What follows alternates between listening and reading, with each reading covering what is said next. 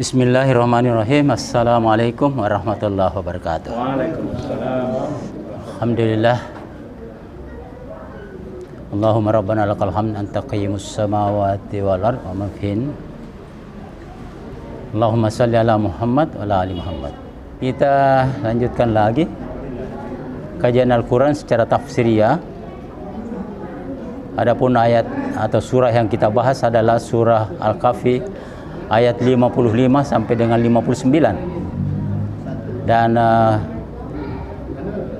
penekanannya adalah kesempatan yang diberikan kepada manusia sangat terbuka sebelum hati dan pendengaran itu ditutup. Ya. Oleh karena itu, mari kita membaca ayatnya sebelum kita kaji secara tafsiriyah. Saya minta teman-teman bisa memberi tafsir atas ayat ini sesuai dengan pengalaman bacaan-bacaannya. A'udzu billahi minasy syaithanir rajim.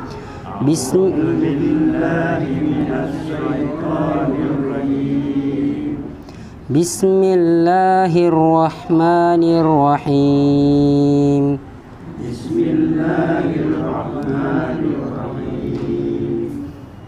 Wa ma ma'an nas ay yu'minu idh ja'ahumul huda wa yastaghfiru rabbahum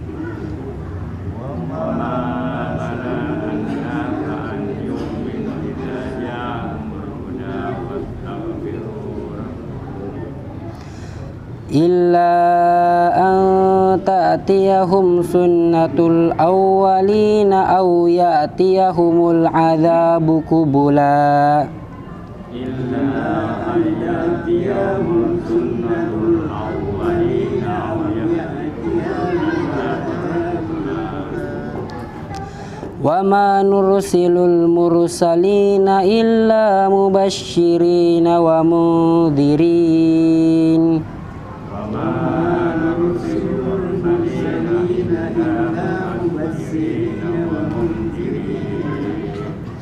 Wa ma yujadilul ladzina kafaru bil batili liyudkhilu bihil haqqa wattakhadhu ayati wa ma unziru huzwa.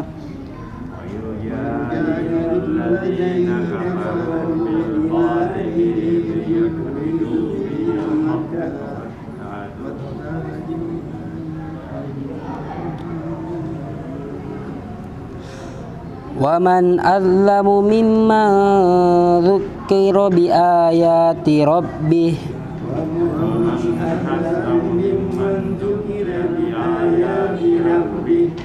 fa'arada anha wa nasiya ma qaddamat yadah.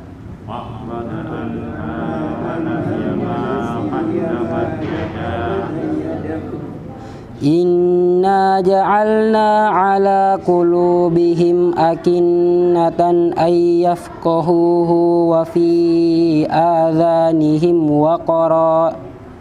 Inna ja'alna ala qulubihim akinnatan ay yafqahuhu wa fi adhanihim waqara. Wa in tad'uhum ilal huda falan yahtadu idzan abada. Wa in tad'uhum ilal huda falan yahtadu idzan abada. Wa rabbukal ghafuru dzur rahmatih. Wa rabbukal ghafuru dzur rahmatih. Law yu'akhidhuhum bima kasabu la'ajjala lahumul adzab. La yu'akhidhuhum bima kasabu bal lahum maw'idun lan yajidu min dunihi maw'ila. Bal lahum maw'idun lan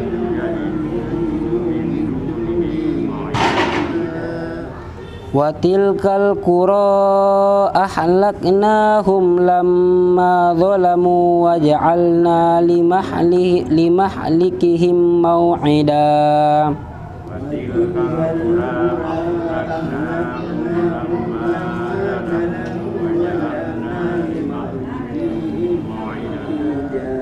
Sadaqallahul azim. Assalamualaikum warahmatullahi wabarakatuh. Alhamdulillah alladzi khalaqas samawati wal ard wa huwa ala kulli syai'in qadir. Allahumma shalli ala Muhammad wa ala Muhammad. Kita lanjut pada kajian tafsiriyah. Mungkin teman-teman bisa mengungkapkan sesuai dengan hasil-hasil bacaan, tapi saya hanya ingin menekankan pada ayat 57. Karena di sini ada dua yang disebut, yaitu hati tertutup, terkunci untuk memahami, dan telinga. Kenapa telinga yang disebut, bukan mata atau indera lain? Karena telingalah yang paling peka terhadap iman. Jadi keimanan kita banyak dipengaruhi apa yang kita dengar, bukan apa yang kita lihat. Ini kuat sekali ini. Ini kalau orang televisi kata audio, pengaruhnya kuat sekali. Itulah sebabnya kita lahir itu yang pertama diazankan. Karena memang indera pertama yang kerja itu ada telinga. Bayi itu matanya belum bekerja itu, baru telinga. Dia belum paham, tapi terekam di alam bawah sadar. Dan itu menjadi dasar untuk, karena kalimat Allah yang pertama didengar. Nah, kemudian hati itulah yang menerima kalbu ini. Jadi ada dari mata ke kalbu, dari kulit, dari perasaan ke kalbu. Jadi dari qalaba itu sebenarnya adalah dari kata bolak-balik, qalaba, qalbun. Kalau orang Inggris mengartikan dengan heart, jantung, ya. Kalau Indonesia ya hati. Sebenarnya lebih tepat orang Inggris, karena ini jantung kerja bolak-balik. Nah di sini, tapi yang dimana dengan hati di sini adalah dalam bentuk yang bukan fisiknya, dia metafisiknya. Ya, tetapi jantung itu memiliki pengaruh. Karena kalau kita dengar sesuatu itu yang bereaksi itu jantung. Ya, ya. Jadi jantung memang itu adalah dan inilah jantung ini organ yang pertama bekerja, jantung. Kalau bayi itu dokter mau deteksi bahwa ada bayi dalam kandungan adalah detak jantungnya. Itu yang pertama bekerja dari organ. Dan itu pula yang terakhir. Kalau kita mati, kalau jantung sudah. Ya itu. Nah inilah. Tetapi di sini berarti bukan jantung dalam arti, tapi hati dalam arti yang non fisiknya ini. Ya hati. Inilah dua ini disebut. Jadi Allah itu memberikan peringatan. Kita juga sampai kepada kita peringatan. Melalui mubalik kita, melalui Quran, melalui media, peringatan. Jangan sampai kita termasuk yang mengolok-olok itu ayat Allah. Kalau kita terus begitu, maka sampai waktunya kita ditutup. Nah kalau ditutup, sudah tidak paham lagi, karena kita tidak mampu lagi. Jadi ini kesempatan, mudah-mudahan kita memahami ayat Allah dan mengamalkannya. Khairukum man ta'allamul Qur'ana wa 'allamahu. Sebaik-baik di antara kamu adalah yang belajar Al-Qur'an dan mengamalkannya dan mengajarkannya. Mengajarkan di sini sebenarnya dalam artian membuktikan. Karena pengajaran yang paling baik adalah pembuktian. Jadi Rasulullah itu membuktikan, mengajarkan secara teori dan sekaligus mengajarkannya. Mudah-mudahan kita termasuk pengikut Rasul, insya Allah. Mungkin teman-teman lain bisa menambahkan. Akhirul kalam. Assalamualaikum warahmatullahi wabarakatuh. Bismillahirrahmanirrahim. Assalamualaikum warahmatullahi wabarakatuh. Waalaikumsalam. Alhamdulillah, alhamdulillahi rabbil alamin. Wassalatu wassalamu ala Rasulillah wa ala alihi wa ashabihi ajma'in, amma ba'd. Terima kasih atas kesempatan yang diberikan. Saya tertarik tadi dengan kata telinga, Pak, ya. Jadi dalam bahasa Arab itu apa bahasa Arabnya telinga, Pak? Kan kalau kita azan, apakah azan itu telinga juga? Jadi apakah itu satu kata itu azan itu? Iya, dan tentang yang tadi kita sampaikan bahwasanya telinga itu salah satu indera yang vital. Ini ada dua pendapat, Pak, yang pernah saya dengar. Yang pertama itu pernah ada persatuan penyiar radio se-Indonesia. Itu mereka membuat semacam deklarasi bahwasanya generasi terbaik itu katanya generasi radio. Jadi ini apa namanya, generasi-generasi sekarang ini tidak sama dengan generasi-generasi dulu. Saya maksud generasi-generasi yang tidak mendapatkan radio, langsung mendapatkan HP dengan kecanggihannya. Katanya tidak sama dengan kita dulu yang masih dapat radio, di mana kita seperti orang buta, hanya andalkan pendengaran. Kenapa? Karena apa namanya, ketika tidak ada pendengaran, hanya ada ketika tidak ada visual, hanya ada pendengaran, maka otak itu akan berimajinasi. Jadi di situ katanya kelebihan generasi radio, dan memang itu dibuktikan dengan banyaknya orang-orang dulu yang jenius. Katanya ya, ini dibanding orang-orang sekarang. Ini menurut Persatuan Penyiar Radio. Ini tidak tahu apakah memang betul atau hanya mereka merasa ditinggalkan karena radio sekarang sudah ditinggalkan atau bagaimana. Kemudian juga ini di apa namanya, ada bantahannya juga dengan ahli psikologi yang mengatakan justru anak-anak sekarang itu memiliki potensi yang lebih hebat daripada generasi dulu. Karena kenapa? Karena generasi dulu saja satu indera yang digunakan itu sudah hebat. Apalagi kalau sekarang ada namanya audio, ada namanya visual bersamaan lagi kan. Jadi justru kalau andai kata anak-anak sekarang menggunakan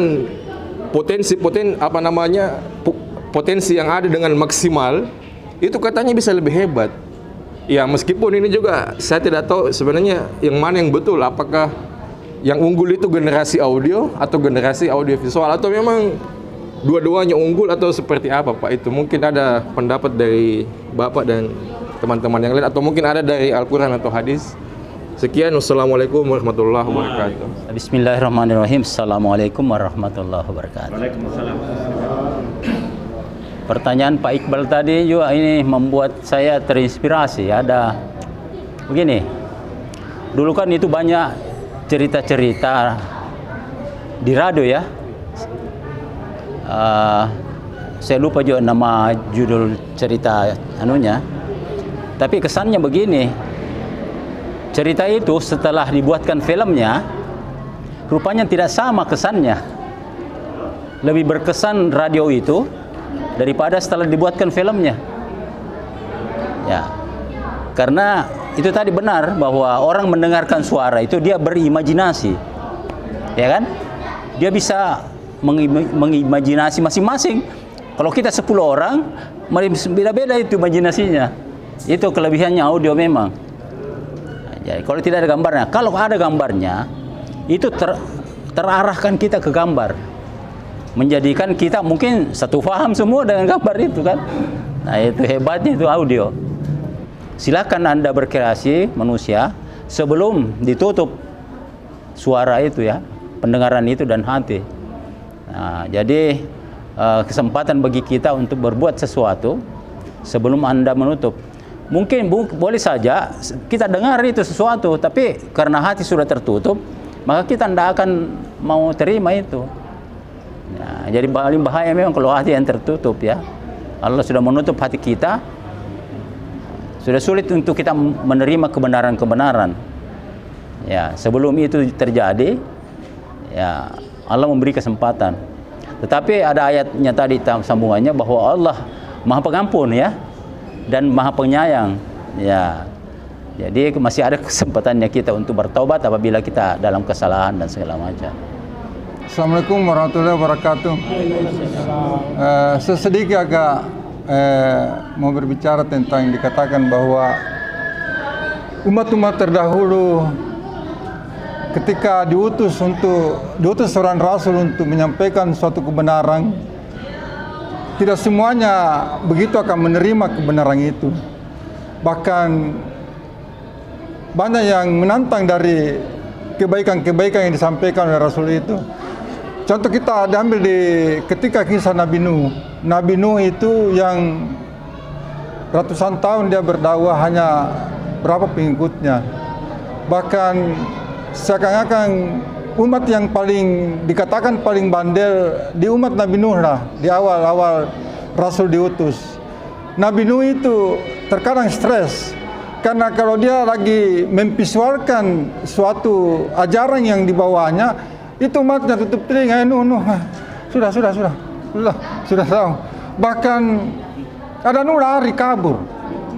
Itu bandelnya umatnya Nabi Nuh. Ada Nuh, ayo kabur. Belum disampaikan sudah kabur.